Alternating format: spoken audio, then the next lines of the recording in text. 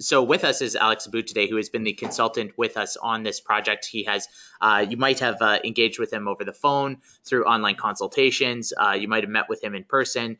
He has been researching for the last 4 or 5 months how we can grow mentoring services for refugees, immigrants, and newcomer children and youth. So it's been quite exciting. It's been a wonderful opportunity to talk about the impact that mentoring can make for all youth, especially those who are new Canadians and new to our community. And I would say, as the Alberta Mentoring Partnership, we're very proud of the work that's been done, not just in Alberta, but throughout Canada in helping these young people be successful. So on the call today, I know we have a lot of experts. I was looking through the attendee list. We have many cultural agencies, many schools, and many folks who have been doing a lot of work in this area. So it's we welcome your feedback. If there's anything here that you want to build upon or supplement, please certainly give us an email, and we would love to grow the resources and the offerings that we have. So without further ado, we'll pass it over to Alex. Alex is going to walk us through the journey, the resources, and we're going to talk a little bit about how we want to bring free training opportunities to you and your agency wherever you are in Alberta. So we have a little. We have a few ideas about how we can do this, and we would like to talk further about that at the end. So if you aren't able to stay for the whole thing, make sure to check your email. We sent you an invitation on how we can bring the training opportunities to your boardroom and to your your office. So here is Alex, and he's going to walk us through the resource.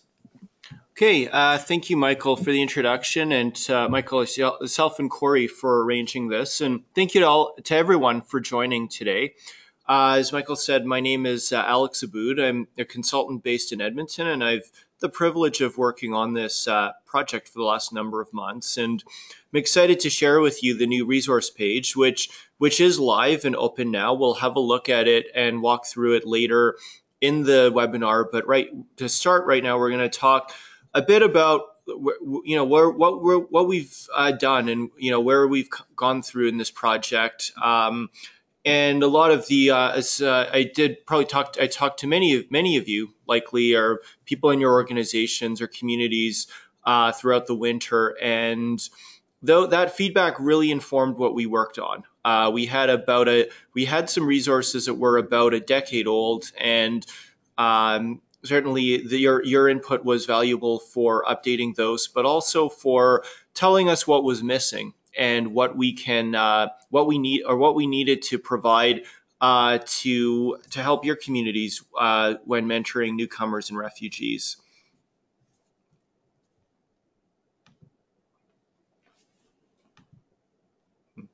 So quickly, we'll walk through a bit about mentoring and what we heard throughout the consultation process. We will walk through the resource, explaining what's in them and how you can use them.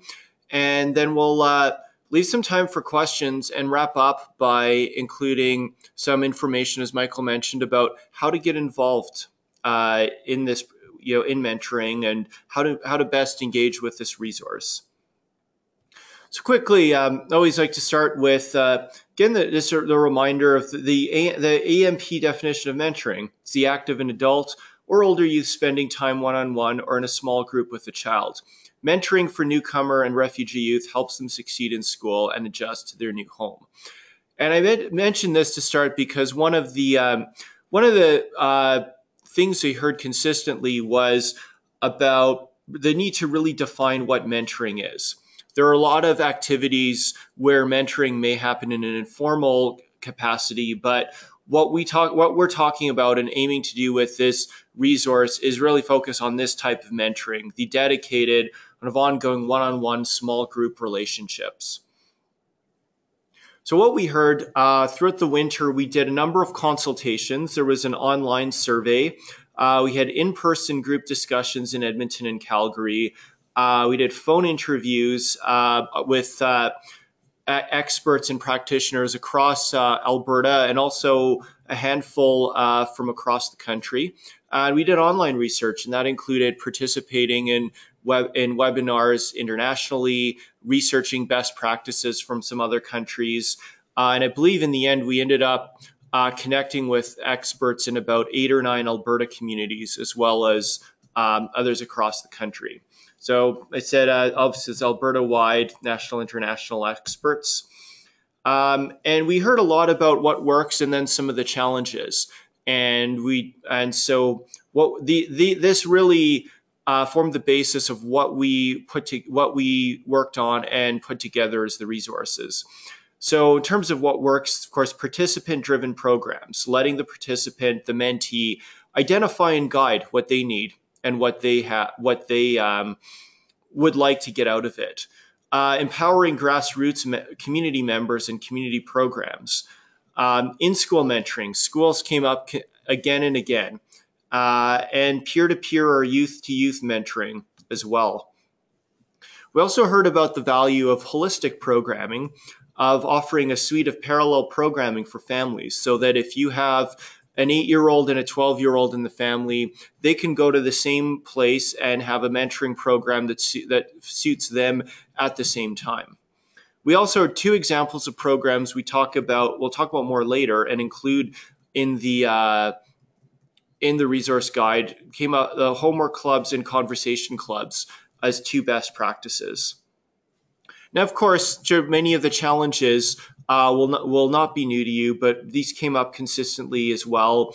Of course, funding for programs, the siloing that can occur, particularly in larger communities where where one mentoring organization may not be aware of what another one is doing. So you get a lack of coordination. So you have competing mentoring programs offered at the same time and the same day. You have a duplication of similar programs being offered. And jumping back to our first slide, a confusion over what mentoring means. And that's why, again, we started with that definition to be clear about what we're talking about when we talk about mentoring. The importance of mental health and well-being came up. And that's not just for mentees, especially on the refugee side, who may be coming from very traumatic circumstances, but also for staff, volunteers, and family trauma for mentees or newcomers as well.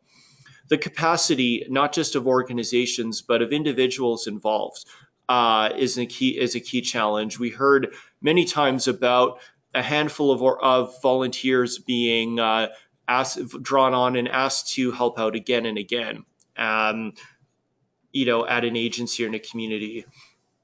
There, in particular, one of the challenges that came up in some of the smaller communities was a lack of available pool of volunteers, to serve as mentors. There are many barriers, real and perceived, about what it involves being a mentor, or especially for families, what goes into the a child being in a mentoring program, and misconceptions about what that we've heard questions as simple as is there a financial commitment from that a volunteer is expected to bring. Program policies and paperwork can be overwhelming, particularly for families, and matching the right volunteer to the right role is a critical thing. We heard also that from a mentee or participant side, the need to develop employable skills and English language skills are 2 things that they're quite often looking for.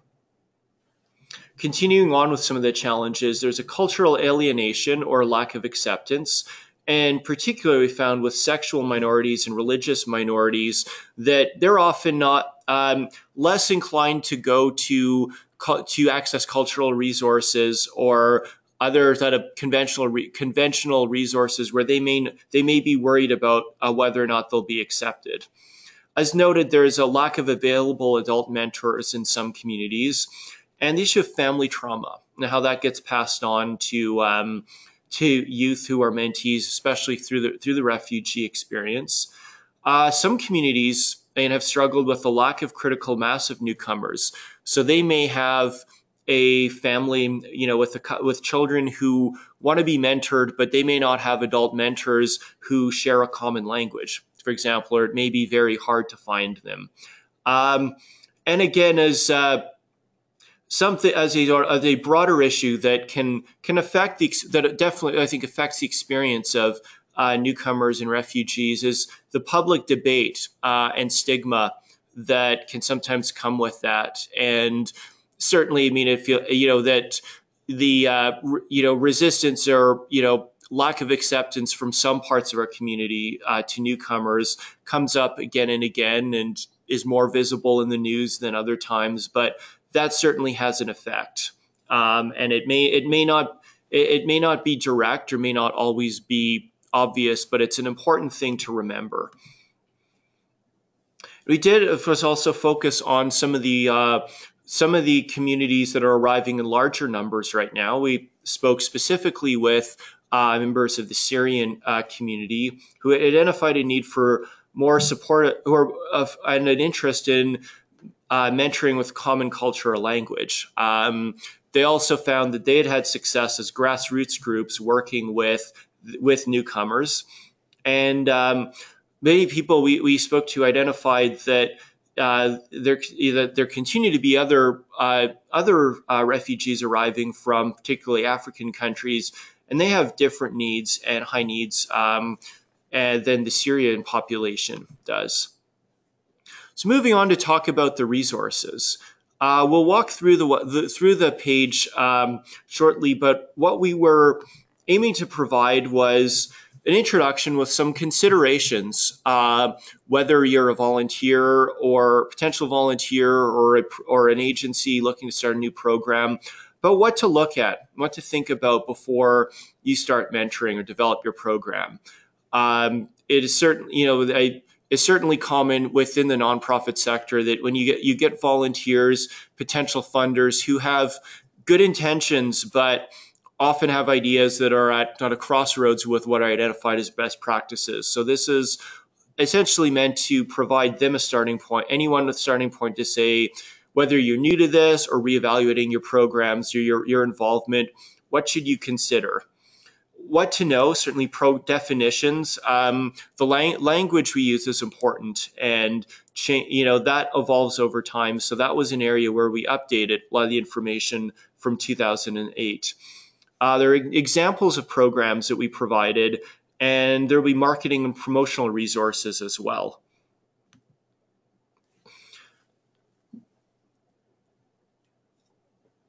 Now, how we envision this resource being used, identified a few purposes for this. It is intended to help you develop and implement programs. We do want to be able to help enhance the selection and review process for volunteers on helping with recruitment, screening, and matching. Again, ensure that there's up-to-date terminology available, and again, to help you recruit and engage. So not just with volunteers, but with mentees, with schools as well. And we'll talk more specifically about those resources later. And we envision many different users for these resources. On the agency side, we hope that it can help build programs, again, help with volunteer screening and matching. We see this as a resource for volunteers as well, something they can go to, or you can point potential volunteers to if they're considering whether this is the right opportunity for them, or they simply have questions about what might be involved in mentoring newcomers, but also as an ongoing resource. So that somebody you have when somebody who's been volunteering even for a number of years can go and look at this and be reminded, as a reminder every now and then, or if they have a question or something they're not sure about, just to get a reminder or to learn, or if they have some changes in the newcomer population they work with, to learn more about their background. And again, this is meant as, again, to hopefully help encouraging mentoring, not just in schools, but for schools to be able to connect their students to mentoring opportunities as well. So that's what the schools, whether it's teachers, counselors, administrators, is another intended audience. So we start by talking about some of the best practices. In particular, the one I would say, if we heard one thing consistently from newcomer communities, it was the importance of building trust and a relationship. That before you try to do anything in program wise, that trust has to exist. And that's the foundation of any relationship. But in particular, they found that with newcomer populations who may not be familiar with an agency, they may not they may not be familiar with mentoring programs as they're constructed here, and they may have a very different idea of what mentoring looks like. That by building a relationship and establishing that trust, that you're more likely to get their buy-in and their participation, not just from the mentee, but in particularly from their family.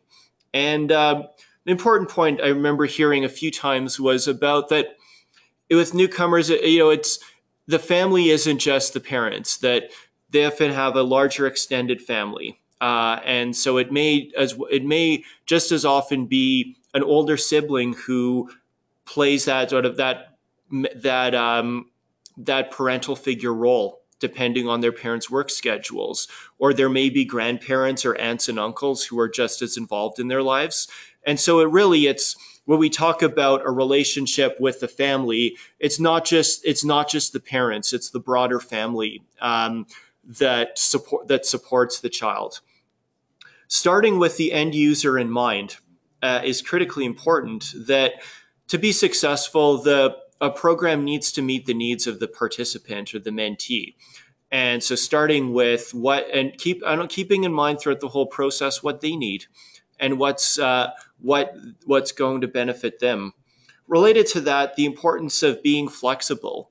We'll talk more about a couple of examples of programs later, but understanding that a child's needs may change from day to day or week to week, that they may be in a different place one day than the next, and being able to meet them where they're at and understand that everybody has, not just good days and bad days, but they may have a particularly heavy school day and not be in a position at the end of the school day to spend as much mental energy on an intensive program.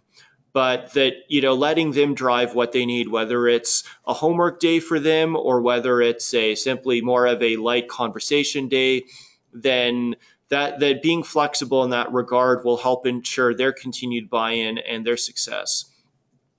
And we heard again and again about the critical role that schools play, that in many facets, that schools are a natural place for programs to be held, particularly with newcomer families who may not be familiar with agencies. There is often a built-in trust level in schools. And it's a place where not just the students, but their families will feel safe. And the ability of teachers and counselors, administrators to make those connections, to encourage students to participate in mentoring programs, to invite them in, is critically important as well. Some other best practices we heard, the importance of being culturally relevant and sensitive. And this takes on many forms. Again, there are important language considerations to understand of how some words may be heard or some words may be interpreted, but also understanding that a mentee has certain cultural practices they're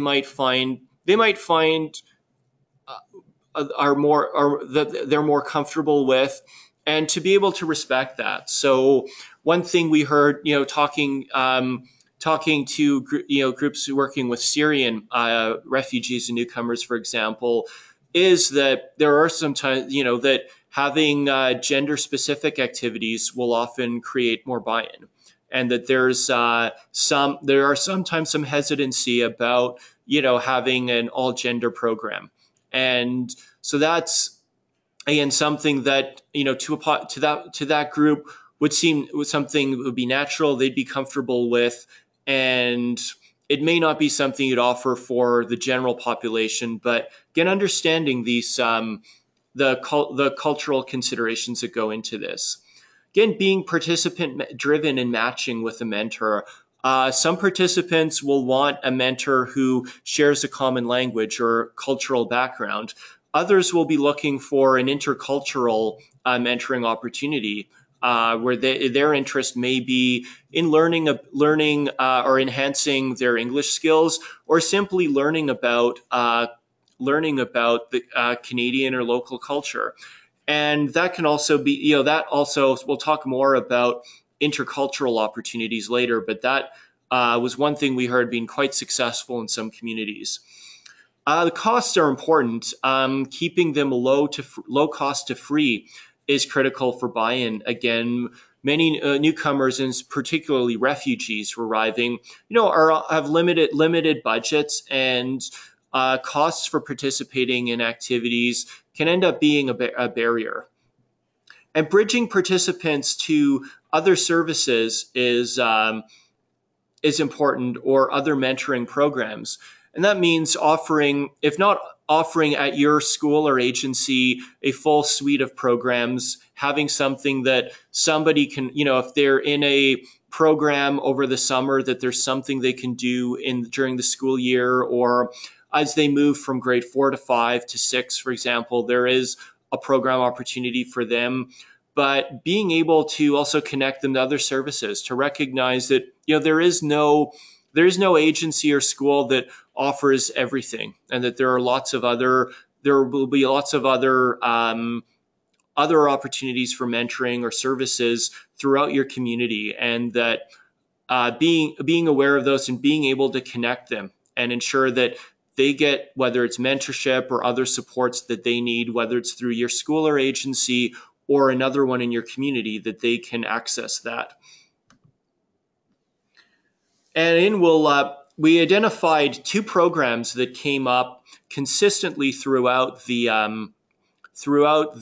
consultations as being good practices. The first was the conversation clubs. This is largely a group mentoring exercise, and it facilitates language and cultural learning. We'll give an example of what this looks like when we walk through the resource page shortly. But this was also considered and I heard many stories of really successful instances of intercultural exchange as through a conversation club. So it wasn't just that the mentee was improving their English skills, learning about Canadian culture, but it was an opportunity for them to share their home culture and their culture as well. And for mentors who might be, longtime Canadian residents or citizens, or who were born as Canadian citizens, spent their whole lives here, to learn about a new culture as well. And again, that was considered a rich experience for the mentor as well, not just the mentee. We also heard consistently about the value of homework clubs. And these occurs one-on-one or small group mentoring exercises. And again, it focuses primarily on academic growth, but also on personal growth from the mentee. And these tend to be very, very participant-driven. Also, within the resources, you'll see there is a challenges and solutions where we identified 11 common challenges and provided suggestions on how to overcome them. And speaking again to the promotion and recruitment resources, we heard again a couple of challenges that agencies were experiencing. One was the buy-in with schools. We can understand that there's a lot on the plate of teachers, counselors, administrators already. And on that note, I'm sure many of you are in some sort of back to school rush this week still, and we appreciate you taking the time to join us given the time of year. But they need to make it easy to essentially pitch teachers, administrators on the value of mentoring programs. So we'll have a look as well at a piece that was designed specifically to be sent to or left with schools. That item is in a ready-to-print format, and it can also be acquired from AMP if you'd like to receive copies sent to your agency or organization. There will also be additional templates coming soon for brochures, for posters. One of the things we heard is that many agencies have limited resources, and they don't have the expertise or the capacity in-house to create promotional guides, promotional materials. And so what will be coming soon to the resource guide are essentially stock posters, brochures where they can be easily edited to just include, your agency's name, location, contact information, and information about your program. But the visuals and the messaging about the value of mentoring, whether it's to potential mentees and their families or to potential mentors, will already be in there. There's also information about the refugee and newcomer populations that many of you are working with. In particular, that's talks a bit about where refugees are coming from and some of the experience that might be important and might be helpful for mentors to know. So we are now just going to have a look at the webpage, which is now live. Again, it is albertamentors.ca/refugee-mentoring. Good work. Yeah. And it is. We appreciate that many of you have already downloaded this, and we would certainly appreciate your feedback and anything you can do to help us make this page better. So we certainly we consulted with many groups because we know that the expertise is held in the community from the people who are working with newcomers every day, the leaders within their communities, and the families and the newcomers themselves. So if you have other resources, if you have a program you'd like to highlight, if there's a research project your organization has done, we would like to be able to include that. And we'll jump back to the PowerPoint in a little bit, and our contact information is included there. So we imagine we're walking through this, somebody walking through this page. So landing page for somebody, this is somewhere where, somebody who may not know a lot about mentoring, who may be a prospective volunteer. It may be an organization who offer, or whether it's a faith organization, a cultural organization, or a nonprofit that does some community programming, but maybe not as much directly in mentoring, but learning about a bit about what mentoring is and why it matters. So for them, this is a little bit. It is admittedly a bit of a pitch, but again, we want this page to appeal to a broad population, and we have many people who'll be coming to it and are experts and longtime practitioners.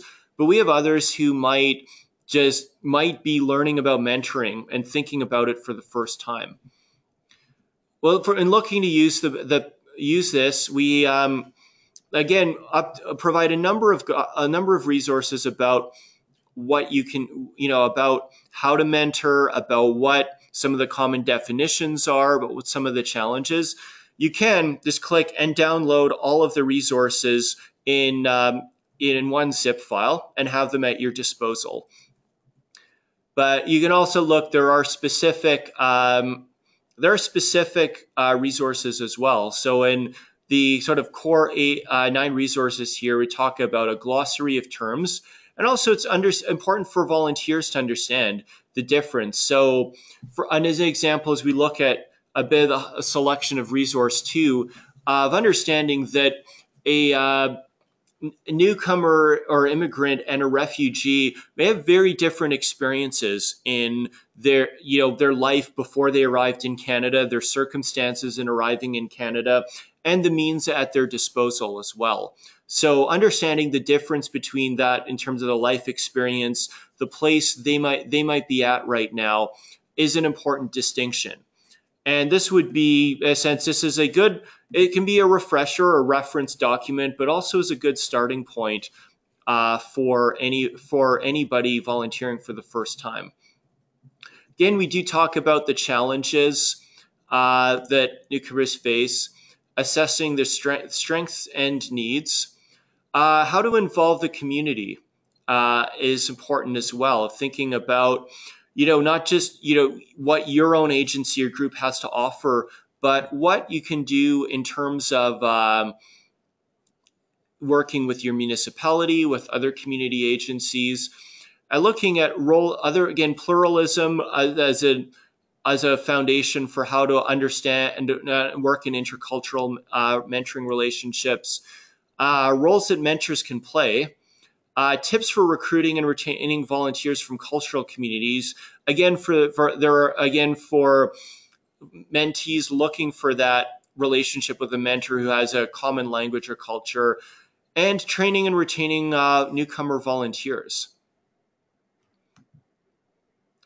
Again, we looked at what's working. So this will be, again, something we envision being something that somebody new to mentoring can look at and think about, okay, this is what's working. How will that shape our program or delivery? Talking about 11, talk about some of the important challenges here. And this is just an example of what the document will look like when it's downloaded. So this is the PDF file about the challenges. And again, it's easy. These will all be in the zip file, but you can also download individual resources as you see a need. So again, you'll see some of these challenges came up in talking about what we heard in the consultation. But our aim is to, again, for this to be ongoing references to see, what are, not just what are challenges, but how can you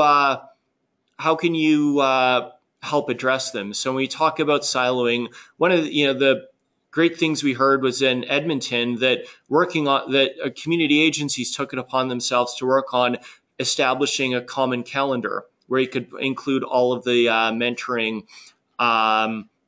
mentoring programs that exist in the community. Again, the being able to refer people when we talk about mental health and well-being, of knowing that there are groups like the Canadian Mental Health Association that may be in your community. And again, so we talk about, opportunities to address these, of the importance of reaching out to local businesses to work on employable skills, and again, thinking about what your community has. So this is, again, we envision this being an ongoing resource and maybe updated as time goes on, as the challenges change. This, again, will show as an example a little more to learn about the populations that your volunteers might be working with. So understanding, again, that if while we have a number of refugees coming from Syria, there do continue to be several critical masses of volunteers coming from other countries. And that was part of the feedback that we got as part of this consultation, is that, the refugee population, where they're coming from, changes over time. So understanding those populations is critical, and understanding that that these countries are quite often diverse, or home to different religious, cultural groups, and that understanding to the experience of, how long has there been circumstances that drive and create refugees in a community, that for some people, for some communities, it's very new, and for others, they've never known anything but a refugee experience. And one of the things, again, we heard was about not just sort of religious minorities, but sexual minorities as well, and that there are many LGBTQ refugees arriving, and that they may be less willing to access cultural supports. That lack of cultural acceptance might be is often one of the reasons that they were a refugee in the first place. And so, understanding that they may first reach out to, say, the Pride Center, for example, and being aware that if there may be what we don't think of as conventional mentoring agencies, may be their first point of contact instead. We have, of course, also provided a number of links. A lot of the learning as part of this came through the work of others. So we can see there is a dedicated guide to homework clubs, conversation clubs, but many other resources we learned from, more resources about LGBTQ mentoring, and many general resources about from across Canada and internationally as well, from Australia, from the United States. And this is an area where we've highlighted some particularly strong resources. But if you have other programs, you're aware of other resources that we can link to, please let us know. This will be a living page, a living document. And again, we'd like to be able to keep up to date and have the resources be as robust as possible. We mentioned again, and I'll walk through the schools document. As you can see, this is designed in a trifold print-ready format. And this is intended to be something that you may have at your agency or program, marketing material, material about your programs is already, but this is meant to be something you can take and to really demystify what goes into mentoring. As you mentioned, I mean, teachers already are working hard or are overworked. And again, to somebody in that position, that an ask of encouraging or facilitating a mentoring program can just seem like another ask, another thing that they don't have time for. And so this is meant to show not just the value, but essentially that it's not a large time commitment, and that it's going to be that we're really asking schools to act as a facilitator.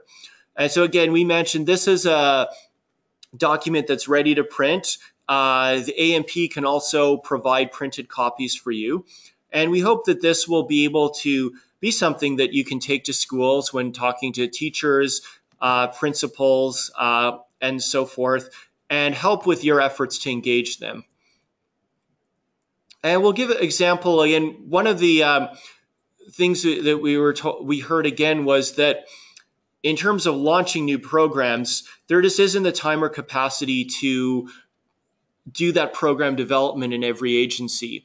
So we've provided for the two programs currently highlighted, homework clubs and conversation clubs, step-by-step guides about what goes into, first of all, what is this program and what goes into creating it. So this is something that you can take, and as we look at, really, go through each step and determine what works best for you. How many participants can you have? Who's going to run it? Whether it'll be staff, volunteers, who are you targeting? Is it general for youth? Is it one age group or school? Is it going to be for grade 3, or is it going to be for, a number of grades? Where do you find the space? And then some suggestions about where you might look as well.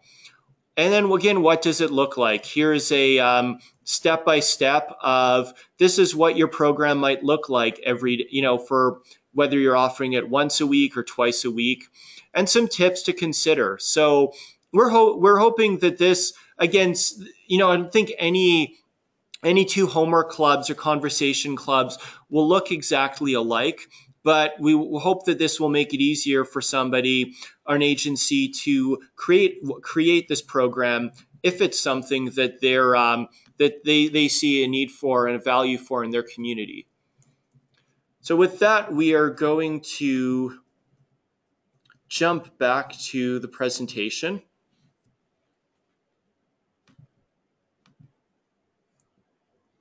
And again, as you mentioned, this can be accessed. It's live now. And we'd encourage you again to have a look through, and we welcome your feedback. And certainly if there's anything you can add to it, we would be delighted. Again, just before we get to questions, a few things to remember, and then we'll take questions and then wrap up with some next steps and about how you can be involved. So again, the importance of trust in relationships, and that is the foundation. Being participant-driven in designing programs, and even on a day-to-day level, understanding what your mentee needs. The importance of schools, the exclamation point, because that can't be emphasized enough. Not just their role as facilitators, but as hosts, but the trust that does exist with them. And then that every agency, your agency and your community is unique, and that you need to find the program that works best for you. So now I think we'll take questions and answers. Excellent. So one of the questions we got is, will we be sharing the PowerPoint and will we be sharing the video of this? Absolutely, we will be after the fact. I think maybe I'll just go back to Alex. So at the beginning of this process, we set out to both do an investigation of what was working well and what was happening on the ground, and then also to try and come up with some different pieces to help get other people started and moving. I guess through your journey and through your research, I was wondering if just personally, as somebody who's worked in the nonprofit sector, you have quite a varied background. Were there any surprises for you in this work?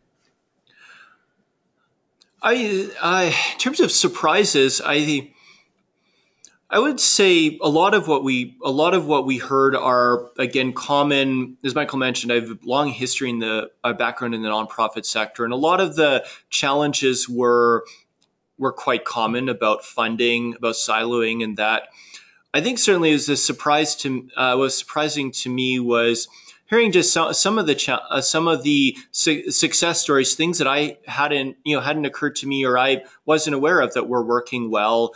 About, particularly on the intercultural mentoring side, just the resourcefulness of some community, especially in smaller communities, finding ways to make mentoring programs work when they didn't have sort of obvious groups of mentors or obvious, or a critical mass of that cultural community where newcomers were coming from. And I think certainly for me, I think one of the things that I learned was essentially just the importance of schools. And again, that came up, but just, to somebody who had some familiarity, but not an expert by any means in this area, always think about, the after school programs as being through community agencies. And certainly a lot of the good work happens there. And, it's not just schools, but, the Boys and Girls Clubs, Big Brothers, Big Sisters, cultural groups continue to do essential work, but also just how much of a difference, not just in the classroom, but outside of that, the buy-in of schools will make. Yeah. And again, reminding everyone, you can post a comment if you'd like in the comment box at the bottom. Maybe an editorial remark from myself. The one thing I sort of that I thought was most positive about these offerings is it's not a all or nothing question. It allows an agency, say for example, the fictitious Corey's Kids mentoring agency. So Corey runs a mentoring program. He works with different children and youth, and what I think we've offered here through the Conversation Club documents, through the Homework Club documents, is a way that a agency can supplement their program offerings. They don't have to be subject matter experts. They don't have to bring in an entirety of new staff. There's a lot that any of us can do in our current agencies, no matter where we are in Alberta, to help be just a little bit more inclusive and a little bit more welcoming of these different communities. And I hope that these resources gives everyone the courage to sort of put their foot in the water and start from there. Yeah, and certainly that's the hope with this is, again, to demystify some of the concerns of what are seen as some barriers or challenges about mentoring, but also to again to provide some ways that people can either adjust programs or just get started. I mean, that was one of the things that we heard, particularly from smaller organizations or smaller communities, was just that they would love to do a mentoring program, but they don't have the resources to research it, to do the program development. So if there was something that you could essentially just a document you could reference and say, okay, this is how we do it. Somebody's done the work for us of, identifying what all the steps that go into it. Then that's something we're hopefully will encourage more mentoring through different organizations. Alex touched on a great point here about mobilization, and one of the questions asked was, who else have we shared this document with? So we've sent it out with all of the AMP partners, with the AMP leadership team. We've sent it out to many of our quote unquote anchor agencies throughout rural Alberta, such as FCSS or the United Way.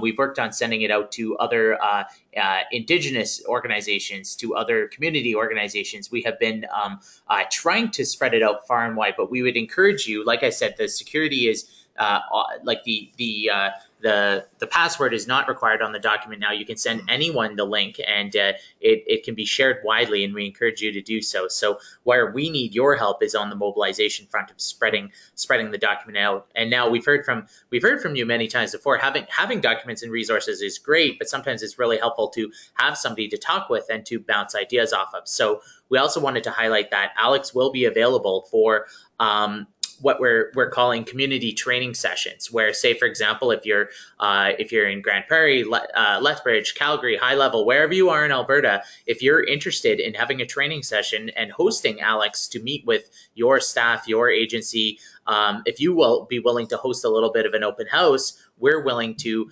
help cover the cost of sending Alex up to share this knowledge with you and to actually have a bit of one-on-one practice. So what we gave you here today on the webinar is the sort of the basic building blocks, the foundational concepts outlined in the resources. But we, in order to mobilize this knowledge, Alex has made himself available to be able to come and meet with your agency to actually to problem solve together some of those tougher questions. So if you want to talk about a very personal recruitment strategy, or talking about specific cultural assets in your community and how you can brainstorm together, we can help you take this from paper to practice. So in order to do so, as Alex said, we just need you to be able to connect with us at mentor.support@albertamentors.ca. Mm-hmm. Thank you, Michael. And again, this you can see on this screen, there's the contact information. And as Michael said, we'd be delighted to come work with you in your community. And I mean, some of the ways, again, what things we can offer in an overview of the resources and mentoring. So that would be similar to today's webinar. There can be training on specific tools or programs. So if you want to spend an hour or two working, or an afternoon working through what would a conversation club look like for your community or run by your agency, we can do that. We can do workshop and work on how to promote and recruit, whether it's targeted towards mentees and their families, towards volunteers. And then if there's something else, we can be flexible. Other focuses to meet your needs. So if there's, one of the resources you're unclear about, we can have a conversation. Be there if you want to have a workshop around a specific part, we can look at that. And again, it can be in person. So Michael said, in the AMP has offered that we'll arrange that.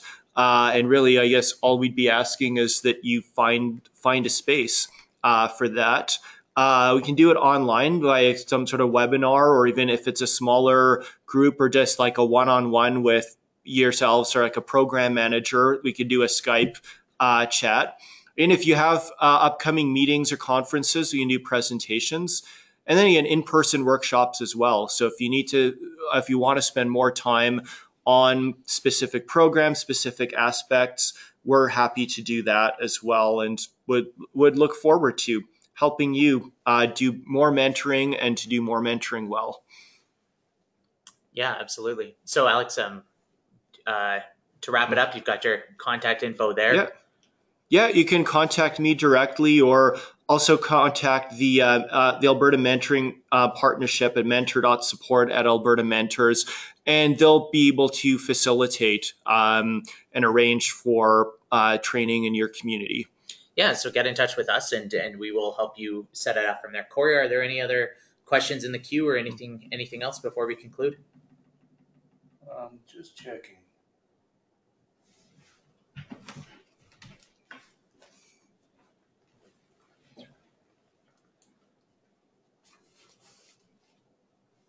So, sorry, I'm just trying to read this one. So,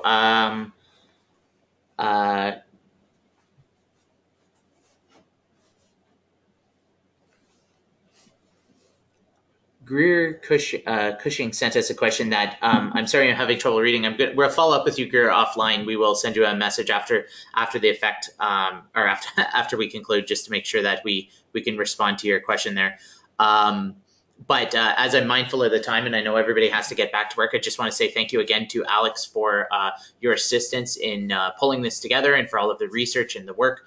We look forward to sharing your learnings with everyone and future training sessions. Thank you to everybody on the line who called in and took your time today. We look forward to working with you, and please do be in touch about how we can continue to mobilize this knowledge. So, and thus we'll conclude. Thank you.